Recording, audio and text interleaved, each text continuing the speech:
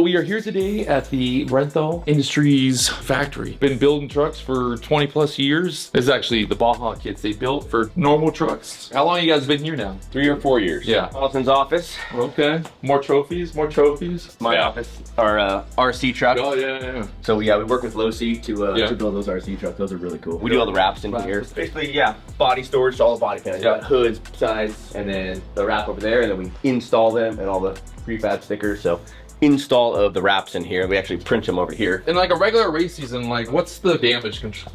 When I first started driving, I would do a body every single race. Yeah. Right? Now, I can go 2 years on the same body. Yeah. You don't hit shit. Yeah. You're like, if you come back with a good, clean body, it's kind of a testament to how you did in the race. Design and print. So yeah, so they all get printed, cut, stickers, bodies. So we got engineering, CNC programming, design of everything, 3D printing. So yeah, these little guys are always going. We got a bigger, older one over there. 3D printing has changed everything. How much does the 3D printing like kind of change the game for you everything. guys? So see, all these parts, we can literally, I mean, we're testing splines.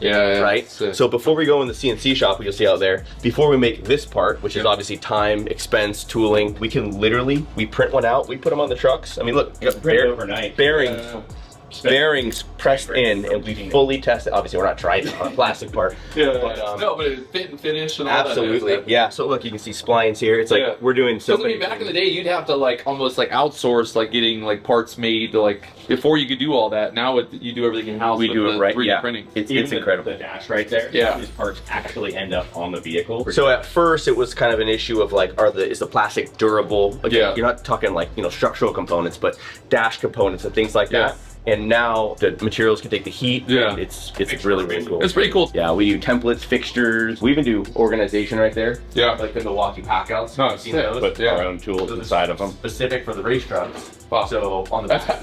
that's actually really sick. Yeah, you think about it. That's a brand new body on the new Gen 4. So that truck's not released yet. We have them on order, but we haven't actually released one. So that's the body, and then you can see the real one. So we design them here, and then we send them out to actually have the fiberglass made. But you can see here, we design it. C-cup, but based off the computer. So this is the new generation vehicle, and we have a lot of goals with that truck. Yeah. More airflow, faster speed, and then also more efficient to remove the body panels, getting them on and off. These trucks are at a point now where it's a Formula One car. Yeah. You know, like you have $1 million car that you're building, so it's like every little advantage is worth it. We produce it, we make the body, then we scan it just to verify and check against our parts. We're making templates so we can cut all the air pockets and everything we need out, and then we'll get it out to the shop and get it on the Gen 4 chassis. In a season, how many trucks are you guys basically running? We build 12 to 15 trucks a year, and we service in the shop at any given time about 35. We're supporting, for most races we go to, between 5 and 10. Most races. That's how many vehicles that we'll bring out, we'll fully support to the arrive and drive. We built 150, 60 vehicles to date, so there's more that teams have like their own team or something, but we support 5 to 10 per race. It's pretty sick. Where else can you go in the world and show up and leave 4 days later and be like, hey, I kind of know what I'm doing now? It's kind of crazy. Everything that we've done is just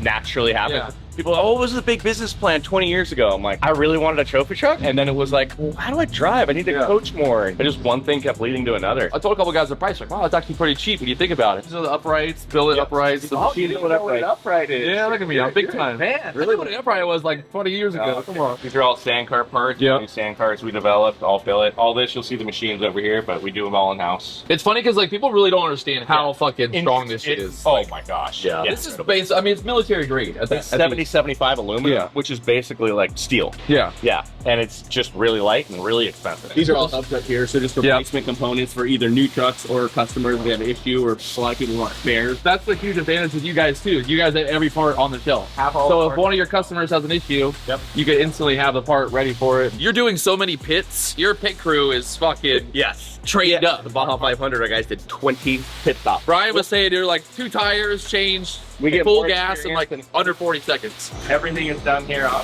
your misalignment. 5-6 years ago, we had a machinist, and you start going to him. You're like, "Hey, dude, you're growing like crazy. You only had 1 machine when we started. Now you got like 4. Yeah, you got a lot of new clients." No, I didn't get any new clients. It's all you. I'm like, oh shit, I got another business. Yeah, we started this. This is a separate company. It's called Rebel Manufacturing. Okay. So yeah, you're machining all these cars. Yep, and we do some for outside people as well. That's date stamp, just so we have a batch number on them. Again, it's control, right? Yeah. If you want to change something or make something different, we can knock it out right here overnight. That's our full-time laser team, and then full-time bending. Sub-weldment department right here. That piece behind you is a rear end. So we do all of our own rear end in-house. All arms are on the shelf, as you can see, lower control arms. That's actually a bumper.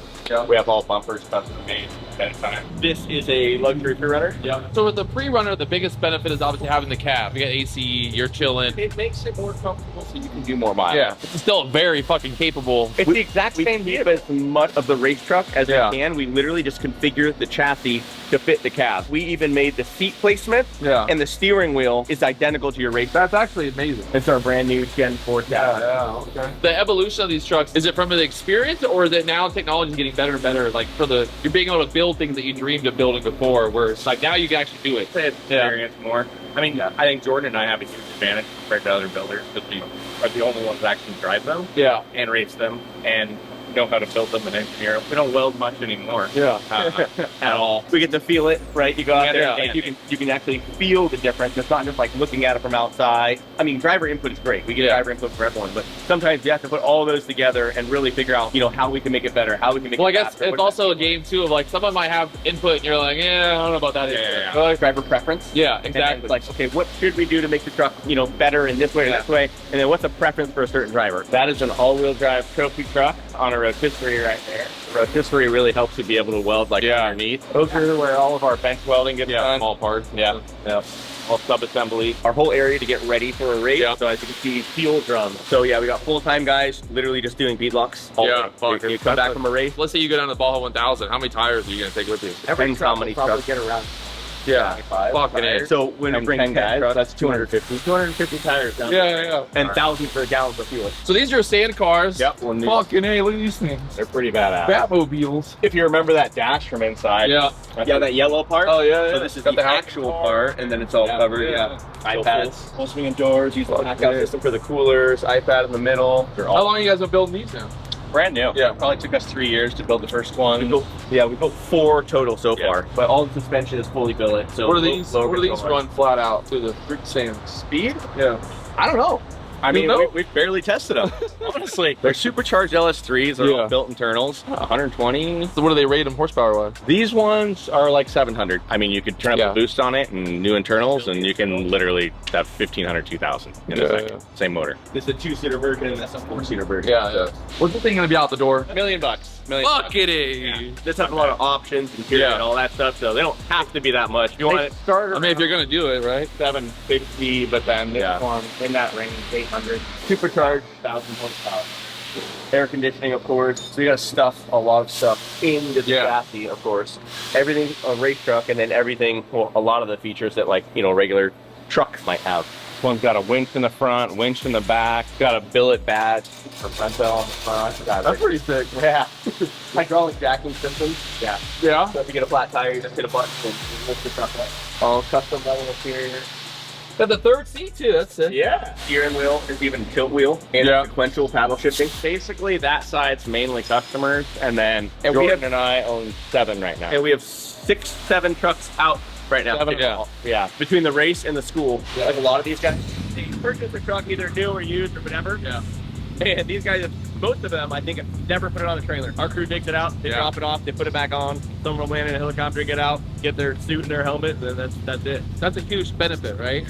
Being able to just show up, get in the truck, and then leave. We've had a lot of guys that used to run their own program, and once they get here, they're like, dude, I will never do it on my own again. It's like kind of nice. They all run businesses, or they're retired, but it's like, either way, they'd rather be having fun doing something else. I'd say it's going to equate to more time in the truck. Just like everything else, right? Instead of less time trailering the truck, more time in the truck.